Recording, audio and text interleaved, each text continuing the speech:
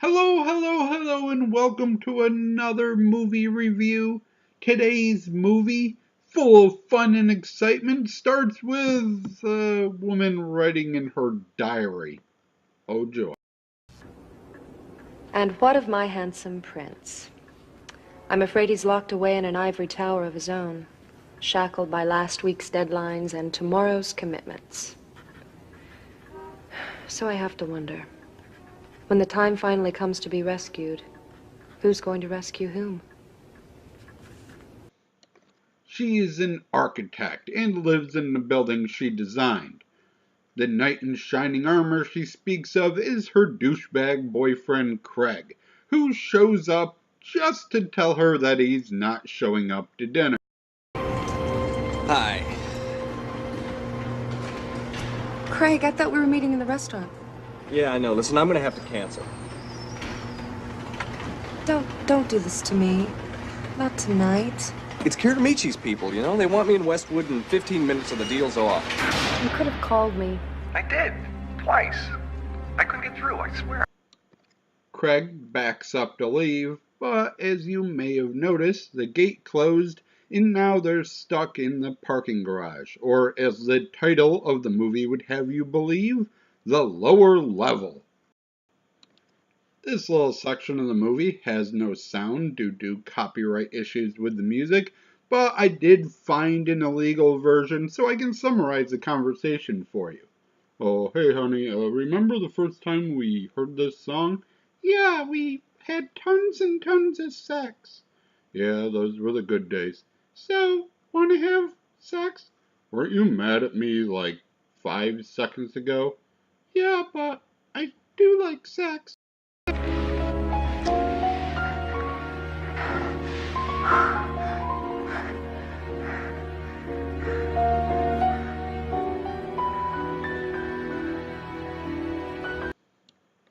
Having a little bit of sexy time fun, she reveals that, yeah, she knows a way to get out of the building. She did design it after all, and sets off the sprinkler system so that emergency crews will come save them. Why didn't you think of that before? Maybe I did. Come on in, it's great. Great. No thanks. But unfortunately for them, it's not that easy because this movie has a bad guy. The security guard of the building cancels the emergency crew and opens up the elevator shaft when poor Craig isn't looking.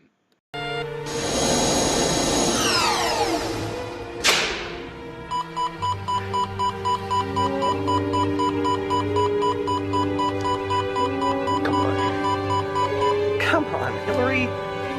I'll be back by midnight, I promise. We have all weekend.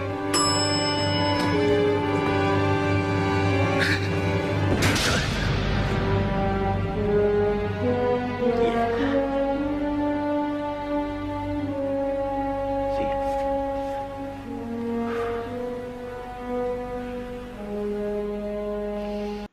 She didn't see Craig fall down the elevator shaft and thinks that he went to his business meeting. So she goes back to her office where the security guard offers to call her a cab, but accidentally quotes her diary back to her. Well, it's really kind of jarbled, isn't it? You think so? Yeah, well, there's just so many intersecting lines that they all kind of cancel each other out. There's no, Thrust. thrust. Thrust, yeah. But what a jarbled mess. All random intersecting lines, no thrust. If that wasn't suspicious enough, he recreates the creepy dinner scene from Quake, starring Stephen Railsback. Yay! Well, all I ever do is think. I just stare at those monitors and think. Constantly.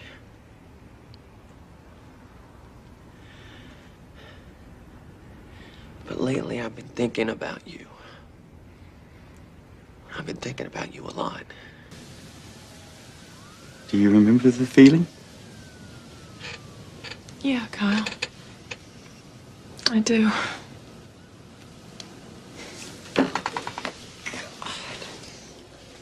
Yeah!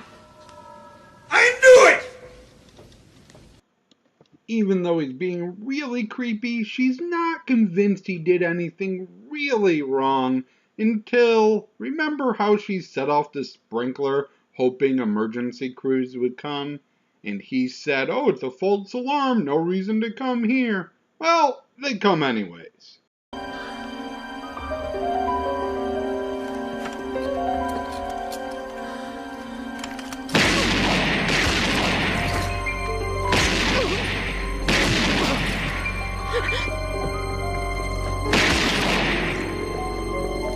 She does get tied up and kidnapped at this point, but don't worry, Craig is alive!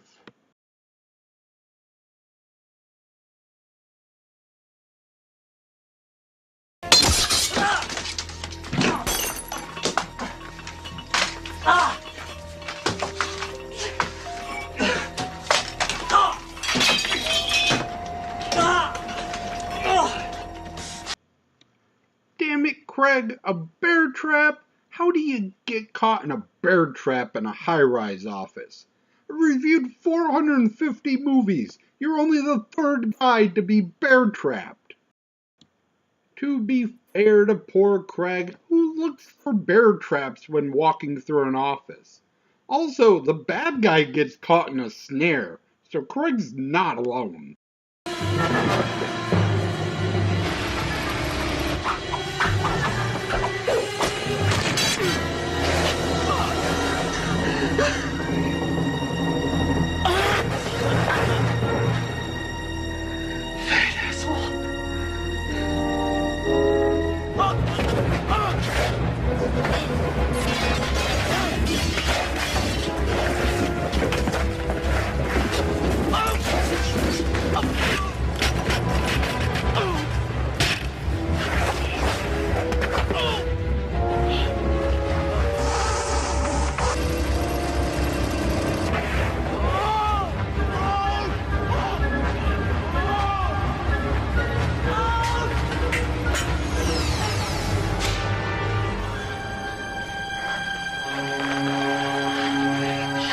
Built a tall building. I did.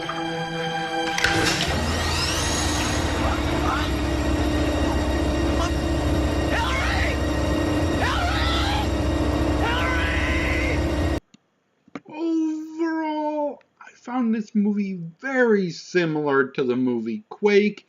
A couple kinda on the edge of breaking up. A guy who's been spying on the woman takes advantage of the situation, separates her, and then the guy comes back at the end to save his girlfriend slash wife in Quake and try to save their relationship. He's an asshole. They probably don't belong together, but he did try to save her from a maniac, so I guess in the end they'll end up happily ever after. It takes a while to get to the build-up. There's some excitement eventually. I thought the scene with him being dragged through the building was really well done. There were a couple quippy lines, and it's fine. It's just not enough excitement throughout the movie. It slows down too much. I'd say stick to Quake. The special effects in Quake are terrible, but the acting is much better. As for the cast this time around, we have Elizabeth Gracen as our main character. She was in Highlander and starred in the spin-off Highlander the Raven. Our bad guy is played by David Bradley. He was in a couple of the American Samurai movies and a couple of martial arts movies. And poor hapless Craig was played by TV actor Jeff Yager. The only other person to know is Sherry Shattuck, who is in 100-something episodes of Young and the Restless. Do you even have the vaguest idea of who it is you're dealing with here? I am an executive. Now, that may be tough to handle for somebody like you, but you're just gonna have to get used to the idea. Because if your pin-headed macho ego can't handle it, then you're just gonna have to do something about it. Hey, I'm talking to you. I am. Is something not clear here? Now that you need me to spell this out for you so that even an idiot could understand? Clear here? Mr. Initiative. Let me into the goddamn elevator right now!